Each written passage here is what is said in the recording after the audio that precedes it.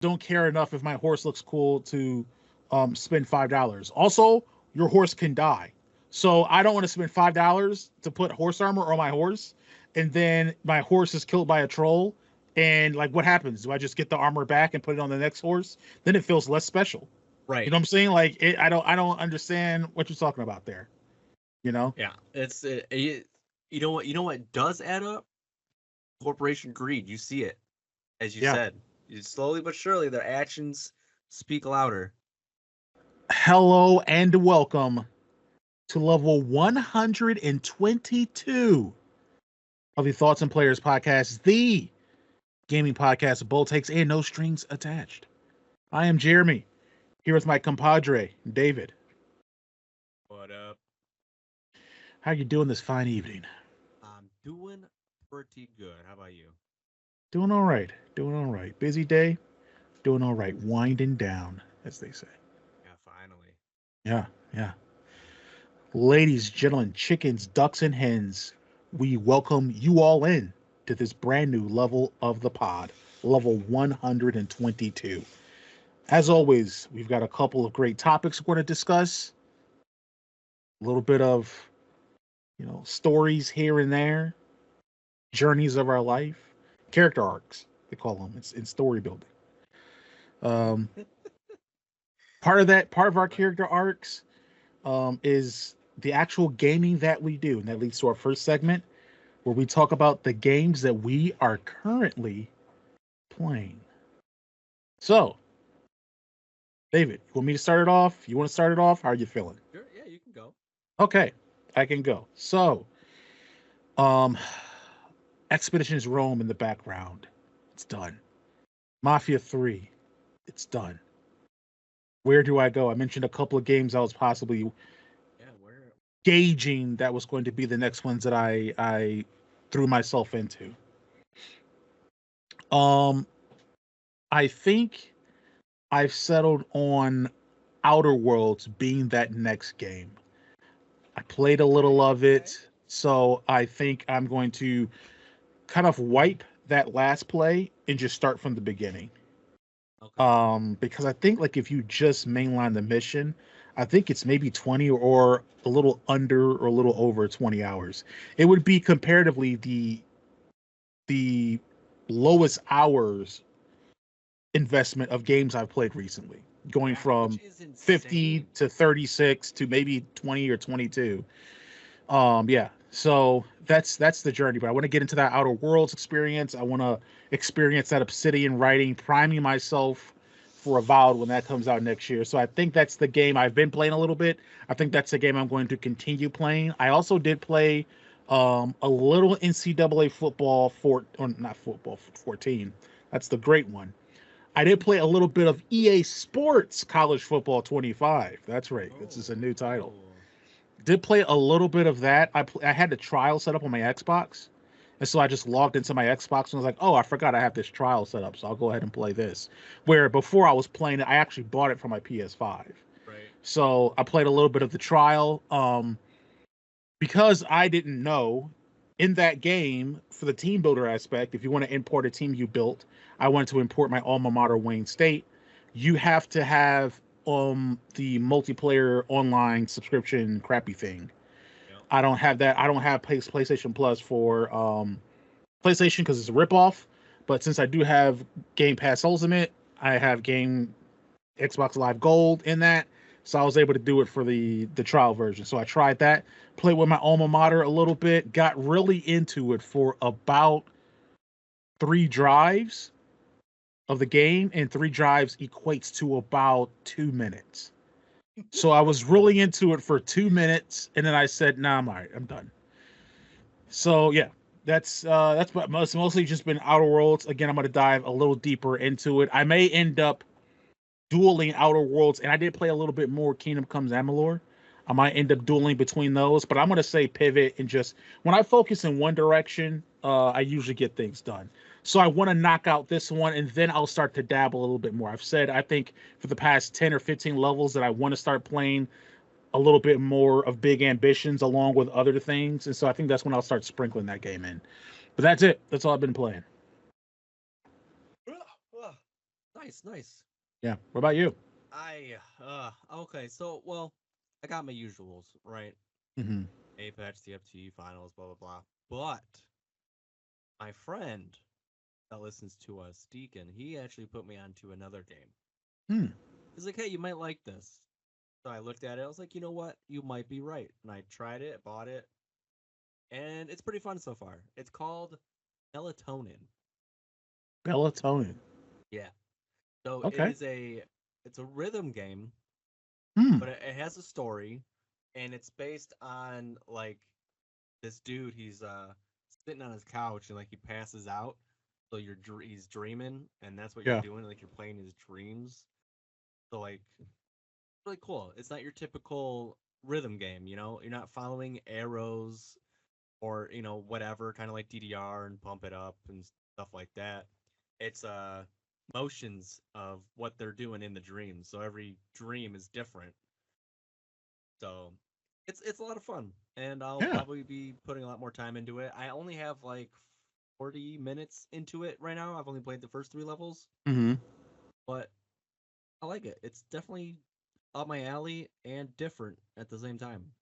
Okay. That's what I've been playing. Nice. When you initially said the name was Melatonin, I envisioned a rhythm game where Belle, I believe, from Beauty and the Beast. Melatonin, like the like It's melatonin, not Bellaton. melatonin. Oh, Yeah, okay. See, I like the misheard. sleepy stuff. Gotcha. Okay. Yeah, it makes because I thought Bellaton, I thought, oh, is it a rhythm game where you're playing Belle from, I believe, Beauty and the Beast, and you're having to do like workouts to like fight off the beast or to fight the beast. It's like rhythm workout, but melatonin sounds it makes way more sense. We Yeah. should make we should make that one though. Maybe Um, not with the beast, but a beast right. A with a different good character. trademark. Yeah, a different character. Yeah, trying to avoid Disney. Um, and the deep pockets they would have to sue us. Yeah. Yeah. Okay. Well, nice. So you got another rhythm game you're kind of bringing in to explore, possibly part of your repertoire here as you're doing the Yeah. the usual suspects. You have the usual suspects you're playing. Yeah, I'll throw it in every now and again, and I have no idea how long this game is or anything. So we'll see how long it's part of my intake. Yeah. Well, hey, if it gets a couple hours out of you, I think it's all. I think you're pretty good with that, right?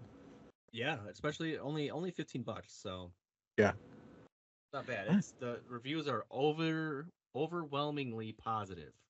Ah, the That's Steam reviews. Nice. 5,700 reviews. Oh yeah, that's a So that's a good enough sample size. yeah, Yeah, that's for sure a good enough sample yes, size. Yeah. Awesome. Alrighty. Well, it's time to leap into the topics. Got a couple of good ones set up. yeah, We're gonna kind of lead with mine, I guess. Um, this is also kind of stemming off of. I'm kind of pivoting this off of again that Dragon Age: The Veilguard comes out October 31st. Um, brand new IP. There's been some critic reviews already that have come out of it that are very positive. There's other reviews from like YouTubers and other spheres that are very negative. It kind of feels like there's this. It's a topic I kind of want to explore, but I don't really know how to articulate it correctly. Is that I feel like there are certain games at certain moments where games journalism is just gaslighting. They just gaslight. It's just something about the game, and they're just gaslighting everyone. right. And it feels like based on response from like not only like a lot of YouTube reviewers, but other people that may have gotten access to the game early. It feels like the gaming journalism is those eights and nines and tens, and it feels like they're gaslighting. But anyway, outside of that, we've talked before about games we're looking forward to. For some people, if you're a We big have. Dragon Age fan, you've been looking forward to the Veilguard for forever. Um, we've talked before about games that we've liked so far this year, games we didn't like so far this year, and games we're looking forward to. So I was wondering if we could look at some of these games that we're looking forward to. And again, these games will have changed from the last time we talked about them based on the fact that we've progressed further into the year. So some of the games actually have come out already. Exactly. Right? I think one of mine that I was excited about coming out was Frostpunk 2. Well, Frostpunk 2 has been out for a month or so. So looking at these remaining games and I'm interested to get your idea of the 2 or 3 games you got. What's one that you're looking forward to that if it bombs, you're like, that's unfortunate, but that's not going to really ruin my day or my month or my year. Hmm. And one that if it bombs, you're like, this whole year is shot.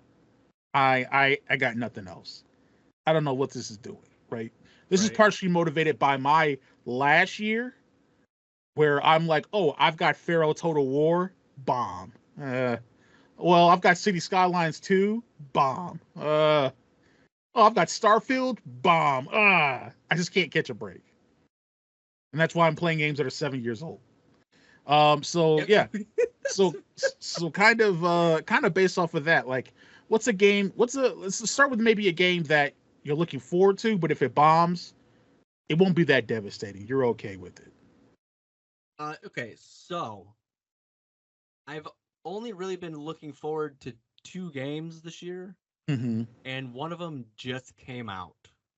Okay. It was Silent Hill 2, right? Mm. And not being a fan of the old games because I only tried to play one and I couldn't do it. I would have to say that was the one I would be okay with it bombing because Mm. my other option needs to be good. But I mean, Silent Hill 2 is doing overwhelmingly positive with 16,000 reviews, Mm. Yeah. which is insane. Yeah. But I would be okay with that one bombing because this game it's there no matter what. If it's a bad game, great game, we'll see it until the end. Because do you do you want the other game? Well, yeah, sure. So what's the one? Okay, So the other one is the one that if it bombs, it's devastating. it's devastating Okay. because it's Marvel Rivals, Oh, and if that game is bombing, then it's gone. yes. Yeah. That's That true. That's yeah. that's So true. that's why I have to go with the way I'm going Mm-hmm. because I would prefer Silent Hill to be a better game, and fortunately it is because I don't want to sit there and play through a game by myself that is terrible. Right. But at least with Marvel Rivals, if it was terrible and a friend wanted to play, at least it wouldn't be the worst case. Right. But But you're right. if There is the thing of if Silent Hill 2 is bad, it's bad. And it's there to be bad. exactly, If Marvel Rivals is bad, there's a high probability that they say, all right, yeah, like what's the one that just came out we on gotta the 86 PlayStation? it. Concord or Concord. whatever. Yeah. That just now it's Gotta gone. 86 it. Well, they're also doing that with like they did that with what? With Was what is the it just A called one? Marvel? Just like Marvel Avengers, right? They did that too with like Marvel's Avengers and like um Kill the Justice League and Gotham Knights. Like if they're done, and I mean some of those have like single player components, but like the multiplayer component is done, it gets 86. They didn't get Concorded where they were just like you're like they just freaking like Thanos you, like you just didn't exist. Like I mean, the Concord cases. Not only did they cut the servers, they cut the game, and now they freaking cut the studio. The studio's freaking gotten dissolved, right? So like Yeah, that's crazy. it's it's insane. For one, it's insane that you can sit there and let $100 million get spent, and then watch it implode and be like, oh, like we don't. Hopefully, whoever's at the top making decisions in Sony, not just the studio, also got their comeuppance in some way because that person allowed incompetence to happen in their vision. But you're right. Right. If Marvel's Rivals doesn't work, it could just get yeeted Yeah. completely out, and it's just not there anymore. No You one know? will ever remember it after a couple years. Oh, they'll remember it, but not for the right reasons. They'll remember it like they remember Concord. Hey, remember that disaster that was made, and Oh yeah, good they point. they Good shut the point. servers down after 3 weeks, and you can't even play the game anymore. It'll be one of those. Except Yeah. it'll be way worse because you have the Marvel IP attached to it. Yeah, that's a good point. Yeah, Yeah. no one would forget. Yep. You've already got Blade being delayed and indefinitely and a bunch of other things. That whole fiasco is happening. It'll be another thing of people are sick and tired of Marvel. You see that game? It completely was a disaster. Yeah. The repercussions is interesting. I feel like you would be better with Silent Hill being better than Marvel Rivals. But the consequences of Marvel Rivals being really bad are far more dire and drastic than Silent Hill 2 Exactly. being bad. Yeah. Yeah. That's interesting. And like, even if Silent Hill 2 was bad and I played it and I was like, you know what, it's a pretty good game. That's because I have nothing to judge it to. Yeah. It's like people going to see the live action Avatar movie and they're like, oh, you know what, that's not bad, because they never watched the cartoon. That's true. Yeah, then you kind of become like, those. I mean, I hear it with like the Harry Potter stuff. Harry Potter movies aren't as good as the books. The Avatar movie's not as good as the anime. And it's like, some people are like, I don't want to hear that. I don't care about that. It's true. And it's weird because as much as I get annoyed by the Potters being like, it's not as good as the books, meh. It's like, well, you know what? I don't want to sit there and read the equivalent of 3, I think, not even declarations of independence. There's a whole constitution in all its drafts. It's just as long as that. I don't want to read the equivalent of page lengths of that to experience a Harry Potter story. These 2-hour movies do great, right? But if someone said to me, Right. I don't want to watch the 4 or 5 seasons of Avatar. I just want to watch the movies. I would be like, you're doing a disservice to yourself and the material and all of humanity by doing that. You should just not even watch the movies. You should just watch the animes. That's all you should do. So yeah, I get it reverse. Agreed. Science. Okay. Okay, good. What yeah. do you got? For mine, so let's see. There's 3 games, the 2 that actually matter. So the one that I wouldn't mind bombing is Planet Coaster 2. Planet Coaster 2 is slated to come out. And I've played Planet Coaster. If anybody knows, it's like the 3D, really cool, more interactive, updated version of what Roller Coaster Tycoon was, right? Planet Coaster is awesome, and Planet Coaster 2 is coming out. I'm okay with that bombing. Mostly because we have Planet Coaster. And me personally, I'm just in a spot where I have a lot of other business sim strategy games I can kind of grab into. But it's mostly the thing of like, we have the first one. The first one is good. And graphically, the first one holds up. The Planet Coaster 2 will look better. There's some different things they can do with it. But the first one holds up well, right? It's kind of like doing a Horizon Zero Dawn remaster when the first one looks perfectly fine. I don't know why you're doing it. Yeah, right.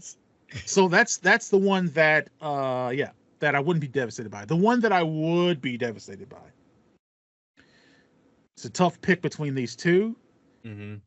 But the one that I would be devastated by is, and by all accounts, it's not going to be, is Indiana Jones in the Great Circle. Oh. All right. This is a Machine Games developed game. So we're talking about the developers of Wolfenstein.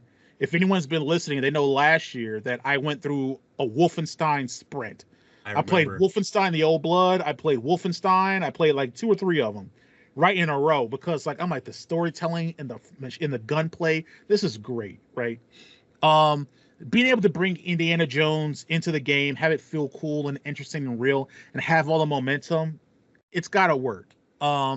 Because Indiana Jones in the Great Circle. Because I would want it to. It would definitely mean like we get more Indiana Jones games, right? Right. We have like Uncharted, right?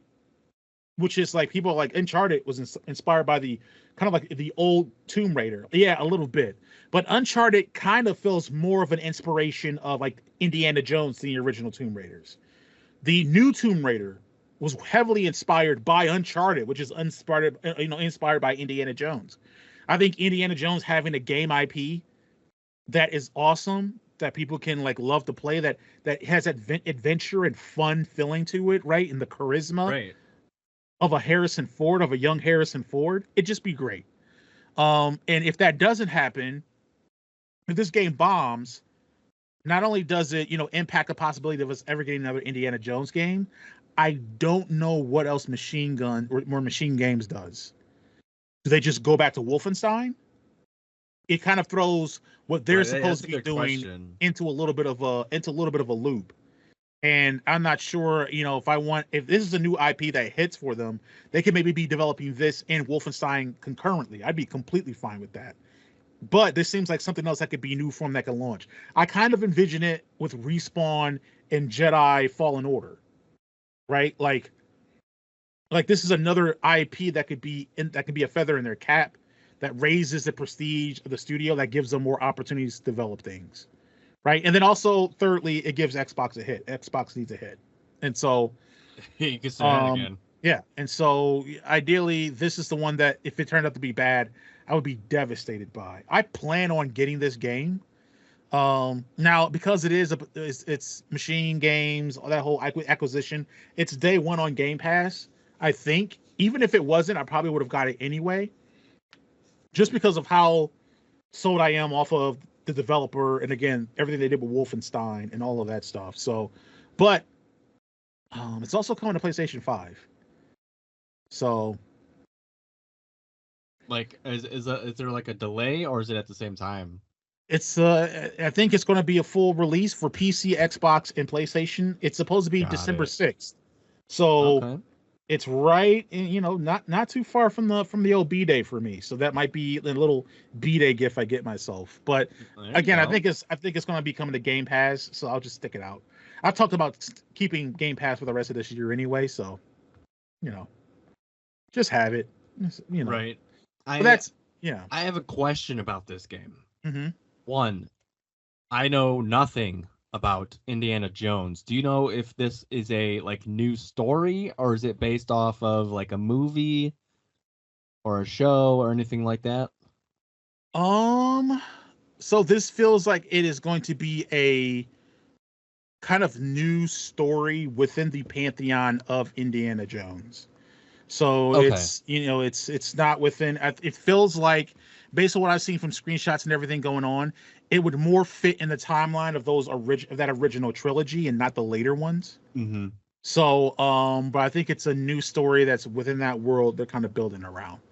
Okay, I like that. I was hoping for that because Yeah, not everything is terrible about it, but most games that are based off of movies and stuff, they seem kind of underwhelming. Like, I don't know if you played any of the original Harry Potter games, yeah, they're but bad. they weren't invigorating Yeah. whatsoever. But the Hogwarts, whatever Wizardly, the one that came out Hogwarts Legacy. recently, yeah, there you go. That one's been apparently really good. A lot of people love that game. Mm-hmm. So I was hoping it was something new and creative, and not just like, hey, this is the scene in the movie, hooray! So that gives me hope that it's gonna do well. Yeah. It's from what I understand, I have to look some more into it. I know that Machine Games they do FPS. So I'm this is going to be FPS. Is my assumption. That's how yeah. It's going to be an FPS game. So it's going to look and play amazing. They do a great writing, cinematics, character development. I think it's going to be completely awesome. And so, but if it turned out to not be, that would be much more devastating for me. Right. Yeah. The one that I'm kind of indifferent on, it's not going to be the third one that I'm indifferent on. Don't really. I would hate for it to be a bomb, but also it's not going to impact me that much. Would be Stalker 2, Heart of Chernobyl, because Okay. Stalker is a cool IP. It's getting its shot with Stalker 2, and if that show of faith in that IP turns out to not be well served, then this is kind of a disappointment, But Yeah. it'd be much more impactful for me for the Indiana Jones, because this could be the start of an IP, and if it dies, if it's DOA, then it's like, oh, okay, well, that sucked. Right. And I think there'd be more room to expand with Indiana doing well more so than Stalker 2. Yeah. And maybe they get another IP that they can use, and Yeah. Because it feels like maybe it feels like Stalker 2, they aren't exactly the same.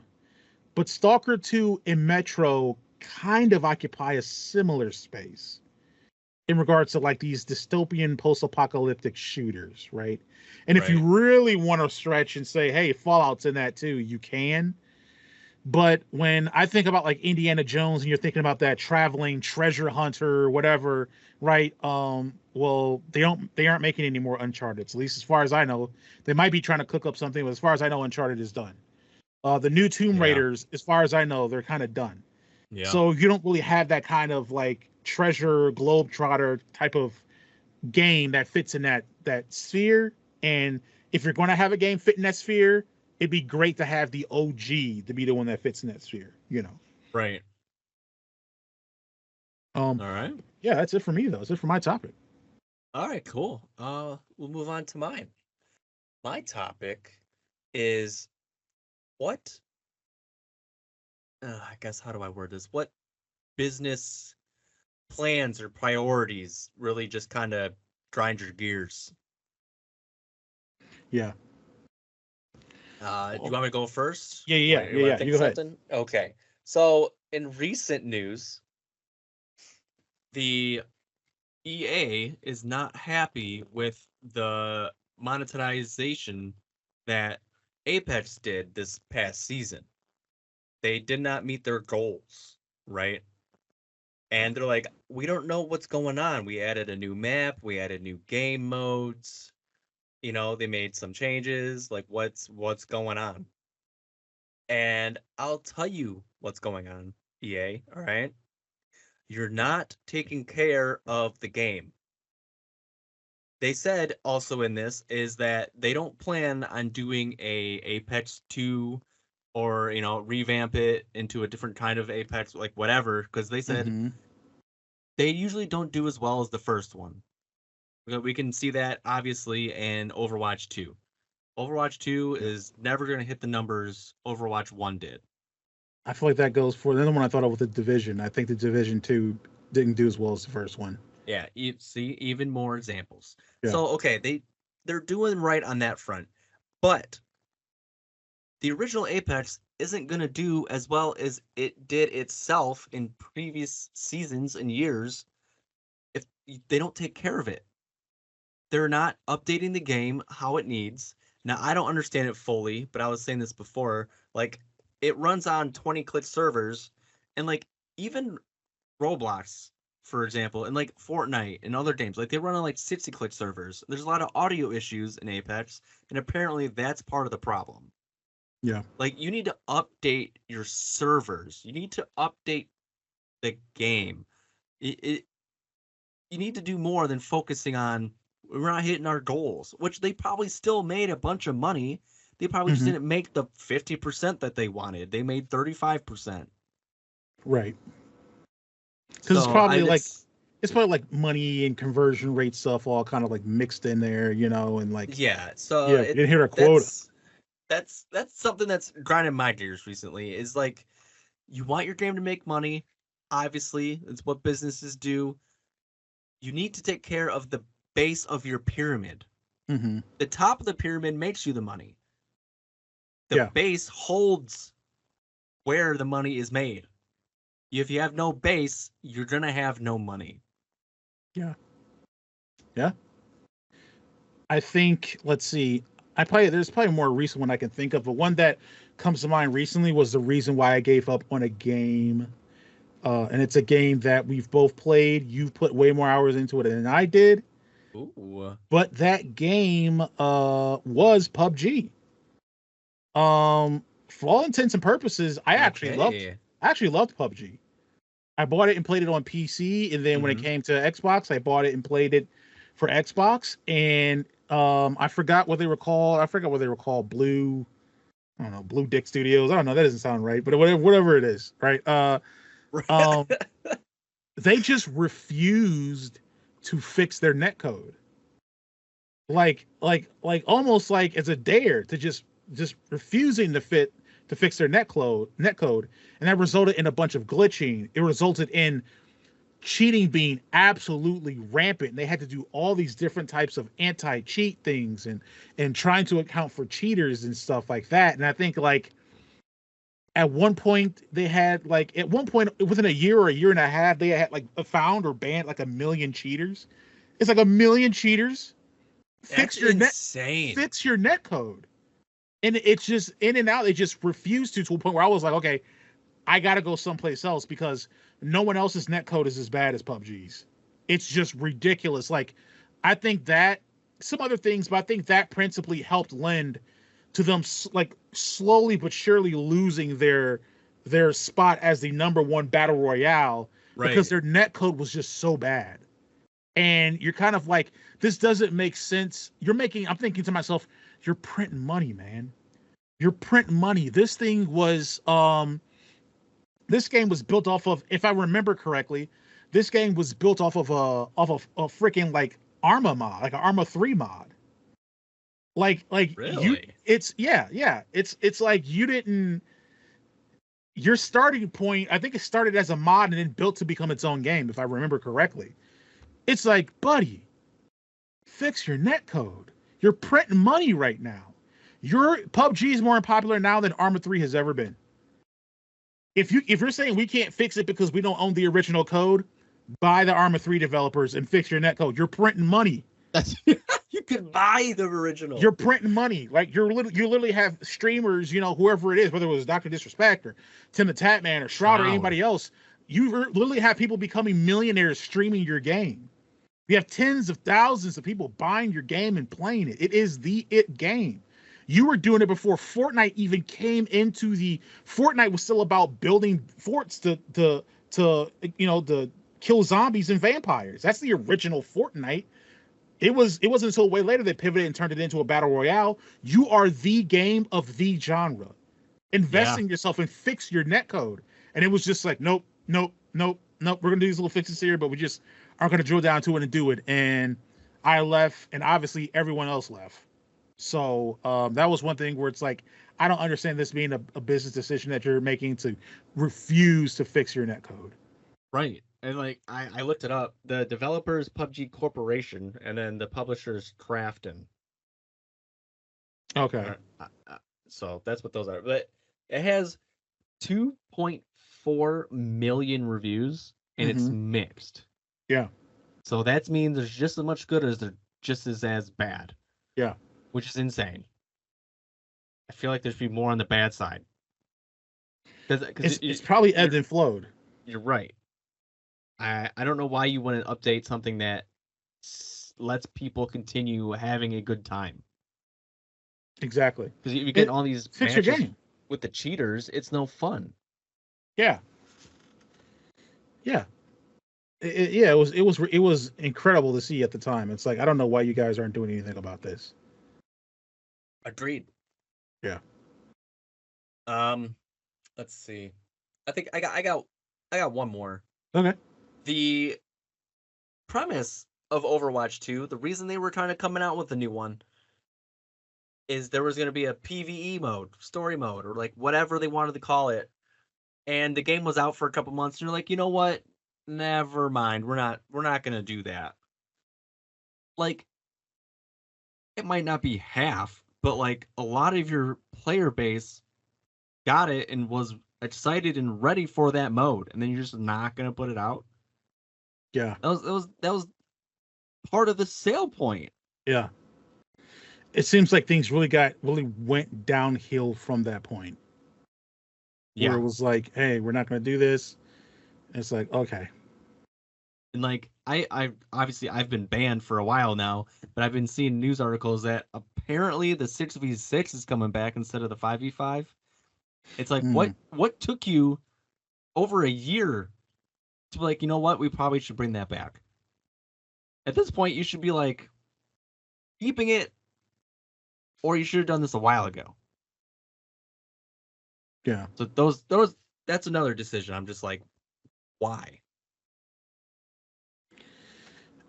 Yeah, it's that one's definitely more of a boggling. I can't remember if you just said this or not, but didn't the lead developer leave shortly after that decision as well?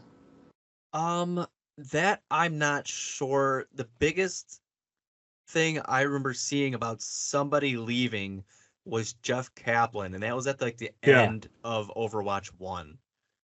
Okay. I think okay, it was that's a couple what it was. months of Overwatch 1 before Overwatch 2 came out, and he was Yeah. gone. Yeah. But yeah, a lot of people think when he left is when it started to just tumble. Yeah, I mean, because obviously while it's in the tail end of 1, they've been working on developing beta and alpha and possibly doing some internal betas on 2. So he's probably like, man, this freaking kicks rocks. I'm out of here, man. Right. I can go someplace else and do consulting and make just as much, if not more, than I'm making right here. And then I'll just make my own game whenever I'm ready to, Yeah, he has the capability. Yeah. let's see here. Business decisions. I'm gonna go with another old one. I might have Okay. mentioned this one before, but it was so mind-boggling. It was so mind-boggling. That is Bethesda and Oblivion Okay. and their decision to charge you additional monies for horse armor. It is What? something that I think about every now and then, and I'm like, it is impossibly stupid. It's impossibly greedy, right? But it's also impossibly stupid. This is going to hurt your brand, your reputation. Why would you do this to maybe get $5 for horse armor?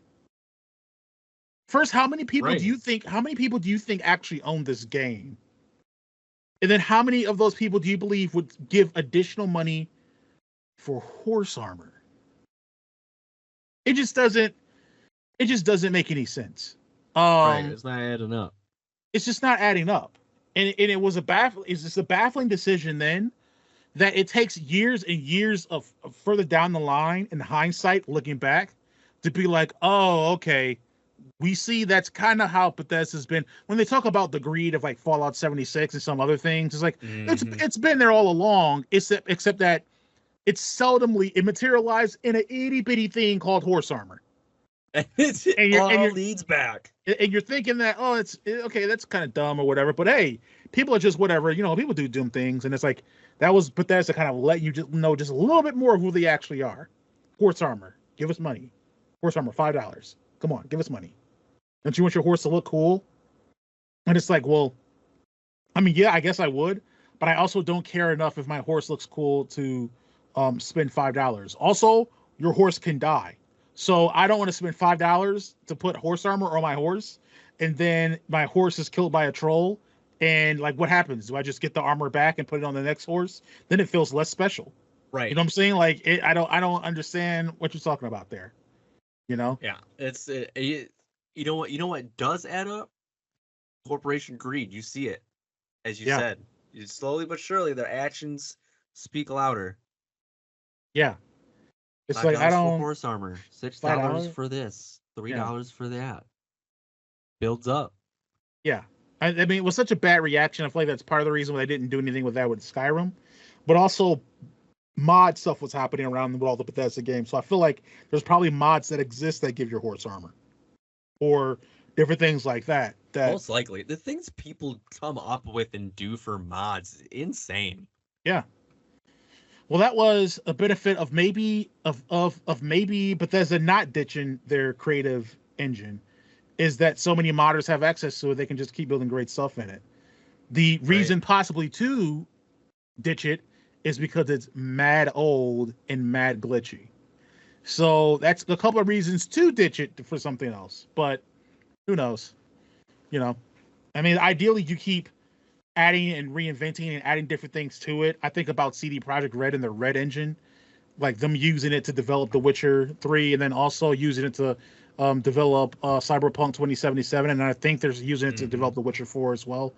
Keep adding their tool, making it great, but that's an internal tool.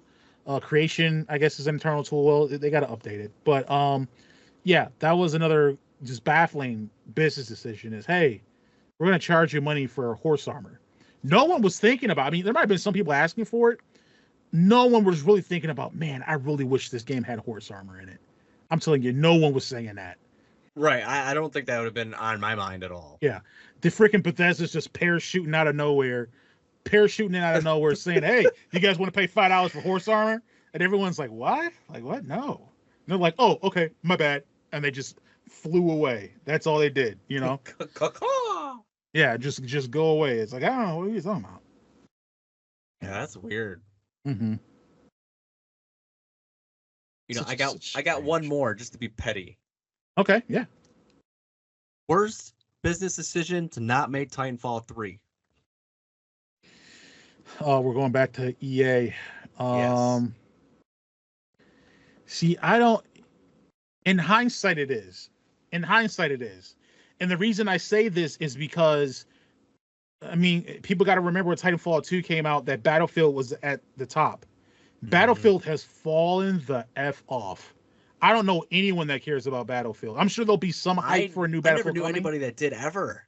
Yeah, for me, I mean, I was deep in it. I was deep into the Battlefield like thing, so I like knew people that had like the excitement. Okay, And again, like okay. again, when we're looking at those trailer releases for Infinite versus Battlefield 1, so Right. much more for Battlefield 1, so much energy for it. So I know that, EA's thinking, all right, well, Titanfall didn't do, all right, it's whatever, We've got Battlefield, and then Battlefield came out with Just Battlefield tanked. 5, and then Battlefield 2042, and then it just fell off. So now they're like, okay, well, Battlefield was kind of like our COD. So what do we do now? You know what I'm saying? Where, Mm-hmm. while they in if it had worked out where they actually put more thought and energy and into helping the Titanfall franchise IP, it could be that, well, at least we've got Titanfall while Battlefield figures itself out. At least we've got Titanfall. Right? Yeah. But that didn't happen. So yeah, in hindsight, yeah, an absolutely terrible decision by EA to screw over Titanfall 2. So releasing that's another one. Releasing Titanfall 2 in between COD and Battlefield is one of the worst business decisions I've seen. And congratulations, EA, you made the list again. I'm sure most of the things we could talk about of bad business decisions would come from that two-letter company. And congrats, you did it again. Yeah. I'm all out now. Yeah. That's a great one. I mean, I would say it's kind of like trying to figure out when you say like bad business decisions. I'm mostly trying to think about monetary, like it actually cost them monetarily, right? So like the Horse Armor one, I don't know if that didn't cost Bethesda monetarily, but it cost them in reputation. Right. The other one I would say that was a cost in reputation or a bad business decision was using whatever it's called. I forgot what it's called. BlizzCon. Is that what it's called? Is using There is a BlizzCon. BlizzCon. Yeah. So I think it happened at BlizzCon, and it's a meme. You might know what I'm talking about. I think one of the worst business decisions is to use BlizzCon to announce a brand new Diablo game for mobile. Ugh. It's yeah. I don't know if you remember the meme where they announced it for mobile, and then the one guy, he gets up there, he's a bald guy with glasses, and he gets up to the mic because they have an open mic thing, and he says, is this an April Fool's joke? To the developers on stage, and they're like, no one's excited about it. And then one of the developers is like, hey, it's like, you guys have, like, don't you guys have phones? You guys have phones, right? And it's like, yeah, everyone has mean phones. anything. And no one wants to play Diablo on him. What are you talking about, buddy? It was one of those. I didn't hear about that. That's crazy. It was one of the things where you piss off a lot of your diehards, right? You set this mobile game, which had a hard climb, a steep climb to begin with. Now it's got an even worse climb because you've incensed probably the primary people that would download a game. I don't see your casuals downloading Diablo Immortals. I just don't see it. I don't see a 54-year-old woman waiting for the train to come pick her up so she can take it in town to Chicago. I don't see her firing up Diablo Immortals. I just don't see it. You know who's going to fire up Diablo Immortals? One of those nerds at your BlizzCon, but you pissed them off. Okay, that's who would have fired it up. So it was kind of like, what? It was just another instance of that on top of all the stuff that was going on with Activision, their culture. You stack that on top of a bunch of other things. We talk about, again, what was it? I'm trying to remember if it was Warcraft 3 Reforged, when they took the original and put out the remastered and denied you. All those things just compounded into Activision Blizzard being more hated than it used to be. But that was another one that was just kind of weird. Like the Activision Reforged one, again, that's more of a prestige thing. Mm-hmm. I felt like hey, we're going to do this app instead. You released this app that no one was excited for, and you introduced it in one of the most tone-deaf ways possible. That's going to hurt the success of the app. So it's going to hurt your dollars, Yeah, I just looked it up, and surprisingly, it's doing all right. It has 10 million downloads with a 4.7. Oh, yeah. But, like, I never would have expected that. I mean, I would. It's a mobile game. It's a mobile game, and you got to think it's going to be that, and it's going to be Raid Shadow Legends, right? Like people are going to download and kind of play those games a little bit. Mhm. But I think I mean, no one's talking about it. No, I didn't even know it existed. You know, yeah, there might have been a bunch of initial downloads that happened, and then like no one's really playing the game anymore. They That even is could a have very been good point. they even could have been meme downloads because sometimes that happens, right? I'm evidence of that. Like Dogecoin was a meme, and so I invested in Dogecoin and made a little bit of change off of Dogecoin. It's a meme. It's not real. It could have happened too, where like, it's not this real. is funny. I remember that guy asking, "This is an April Fool's Day joke. I'm gonna go ahead and download this game, try it out, see what happens." I'm interested. I haven't checked to see what Elder Scrolls Blades, how many downloads that has. That's like Bethesda's mobile Elder Scrolls game that they try to sling and also no one really cares about. So, but I just thought at that time, terrible business decision. Like you just primed that thing for failure. Yeah. Let's see. Elder Scrolls Castles? Should be Blades. Blades. I'm Yeah. not even seeing that. Oh, might be dead. Yeah, nothing's coming up. Might be dead. I wonder if I look on my phone for it. Yeah, it's Blades.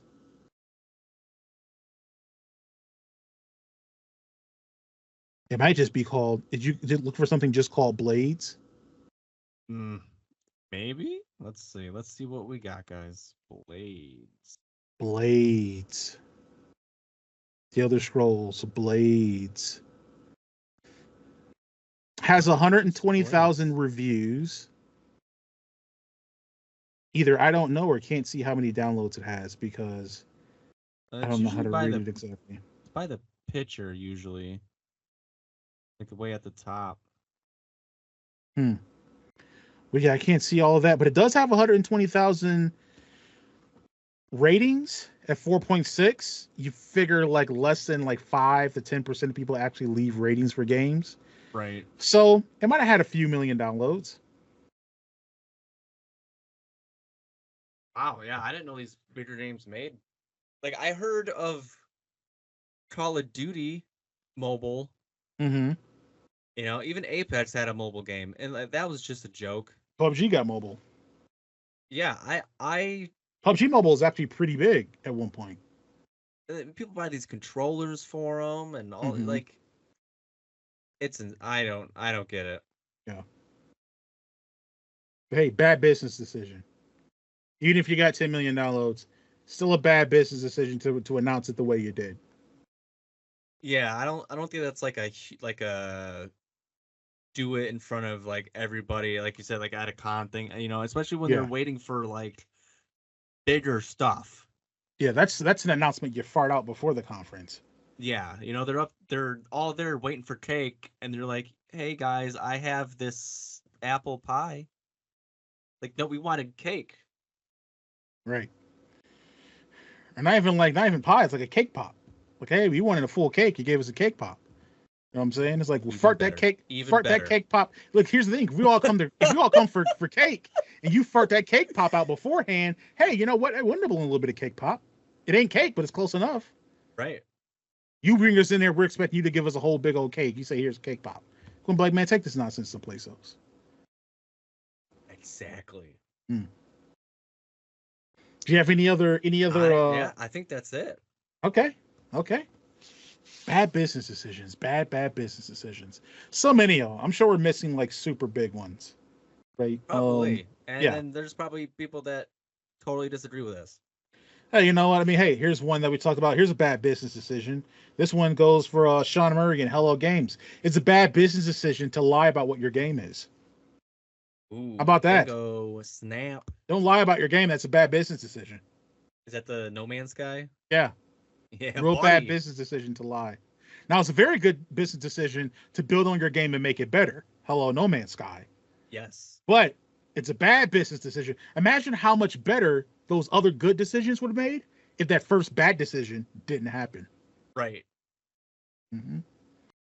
You can't start yourself in the hole, man. You gotta set yourself up. dug the grave before they even born. Yeah, you got to dig all that. You got to do all that digging to get yourself out of it, man. You know. But yeah, that means we're near the end of the podcast level, which brings us to final thoughts. We can give a final thought about something that's either related or unrelated to this podcast episode. So, who wants to give a final thought first? You want to go? You got something? I got something. Okay, let's hear it. It's going to be kind of basically a reemphasis of something I said earlier. I like it.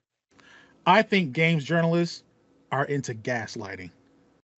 Okay, I'm looking at gameplay footage of Dragon Age Veilguard. I'm reading the reviews, positive and negative. I cannot reconcile what I see versus what I am reading about this game. When you say, hey, like, this stuff is like, it has the dialogue trees in it that were annoying in Mass Effect Andromeda. They were annoying in I think they did it in Anthem as well. They had them in Anthem. They were annoying in Fallout 4.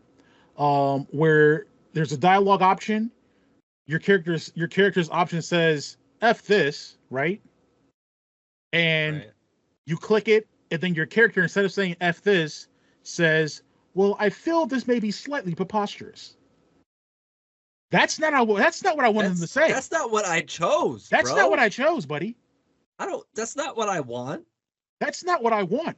I want If- this. Yeah, it's like it's all that along with just like how the characters look. They went for this more kind of Pixar-ish look, which doesn't really fit the tone of what should be a kind of like dark fantasy RPG, you know? Right.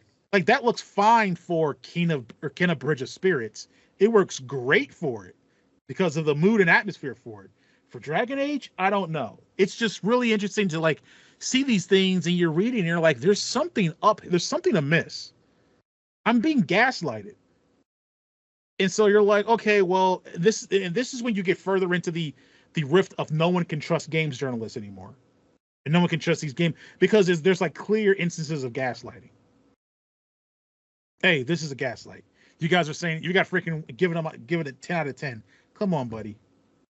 I mean, I was hypercritical of The Last of Us Part 2. You're going to tell me this game is as much of a masterpiece as The Last of Us Part 2? You're smoking bath salts.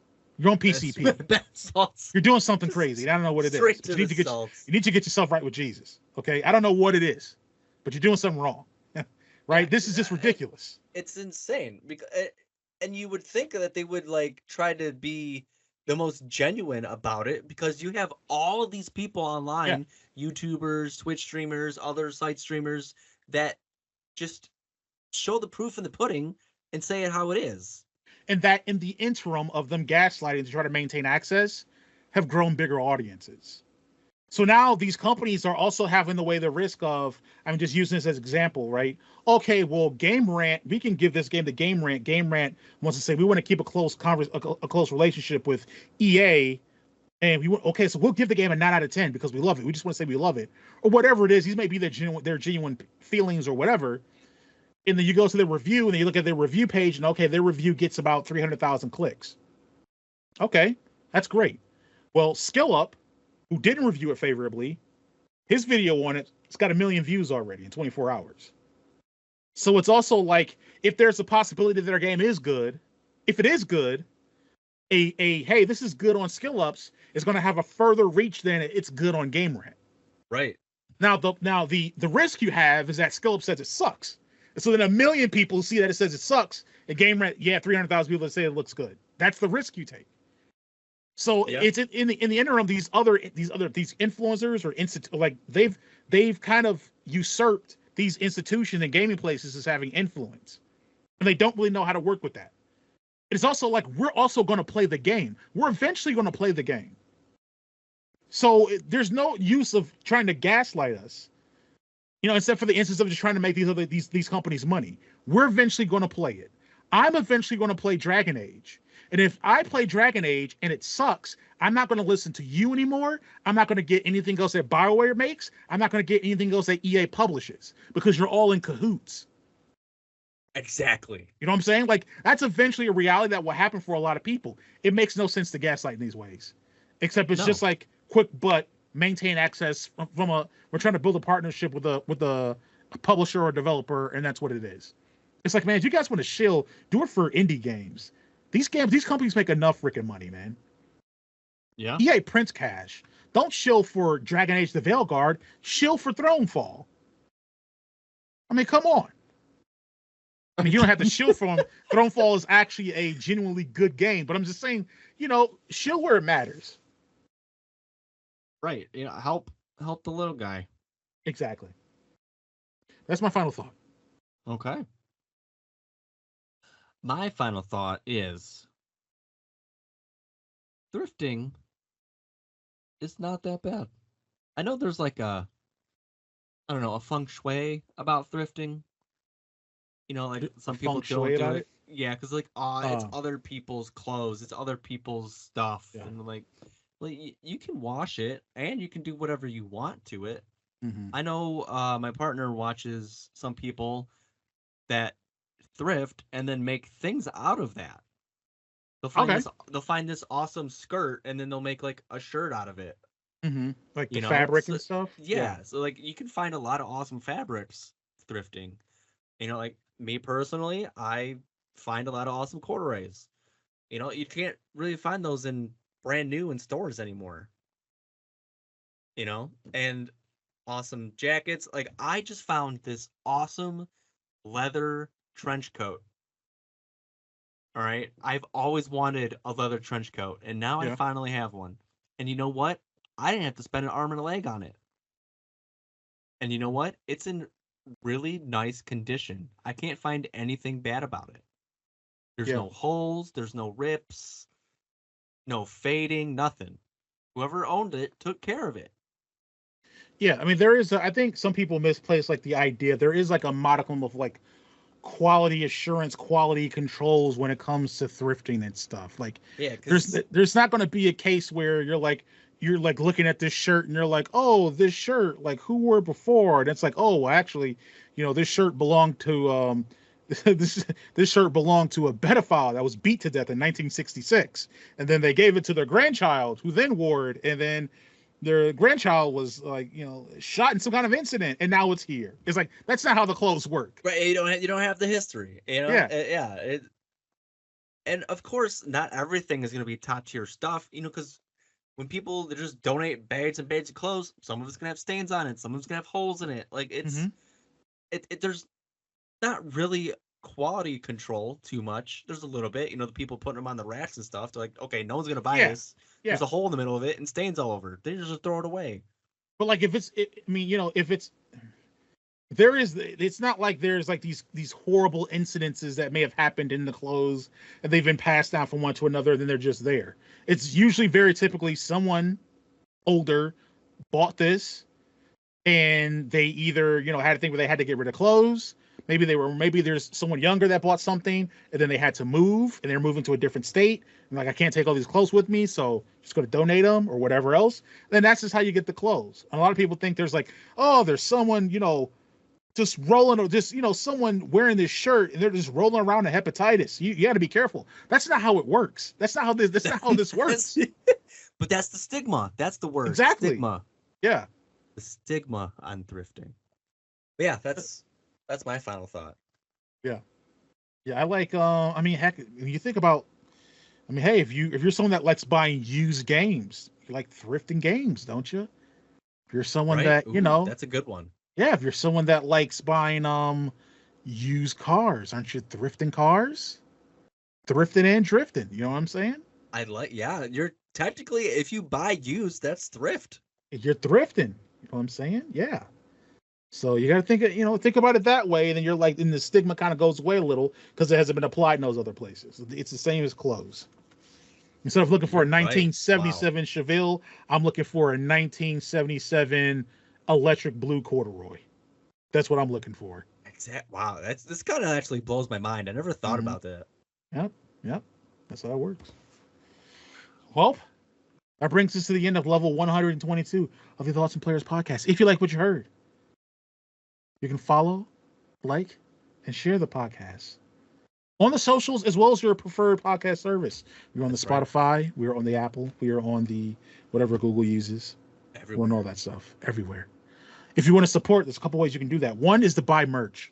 We have a merch store, Teespring store. You can check that out where we have a bunch of different pieces of gear and merch. Also, we have a Patreon.